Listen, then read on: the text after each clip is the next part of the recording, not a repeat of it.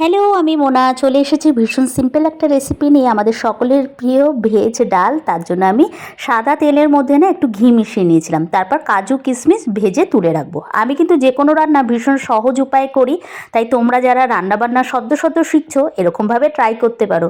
আমি ওই তেলের মধ্যেই না শুকনো লঙ্কা, একটু জিরে আর তেজপাতা ফোড়ন দিলাম। এরপরে আমার কাছে যেটুকুনি সবজি ছিল বলতে একটু গাজর ছিল, বিনস ছিল আর ক্যাপসিকাম ছিল। এটা পুরো নিরামিষ রান্না। আর তার মধ্যে আমি না টমেটো কুচিও দিয়ে দিয়েছিলাম। তোমরা কিন্তু এই সব সবজির মধ্যে একটু ফুলকপিও দিতে পারো, যার যেটা ইচ্ছে হয় দিতে পারো। তো আমি এগুলোই দিয়েছিলাম, একটু আদা গ্রেট করে দিয়েছিলাম।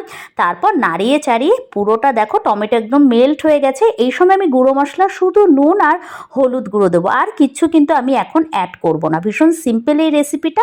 আমি কিন্তু আর একদিকে না সোনা মুগ ডাল ভালো করে ভেজে নিয়ে আমি শুধু জলে একটু সেদ্ধ করে নিয়েছিলাম। এই সময় না আমি সেই সেদ্ধ করে রাখা ডালটা দিয়ে দিলাম, আর ভালো করে একটুখানি যেখানে আমি সেদ্ধ করেছিলাম সেটা ধুয়ে একটু জলও দিয়ে দিলাম।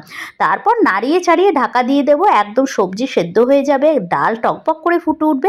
এবার নামানোর সময় মেন জিনিস দেবো। প্রথমেই ওপর থেকে দিয়ে দিলাম একটু গরম মশলা গুঁড়ো আর আমার হাতে বানানো জিরে ধনে শুকনো লঙ্কার গুঁড়ো। আর যেহেতু মুগ ডাল একটু মিষ্টি মিষ্টি লাগবে তার জন্য একটু চিনি দিলাম, আর দিলাম ঘি। ব্যাস, একদম সিম্পল এই রান্না কিন্তু তৈরি। তোমরা বানিও।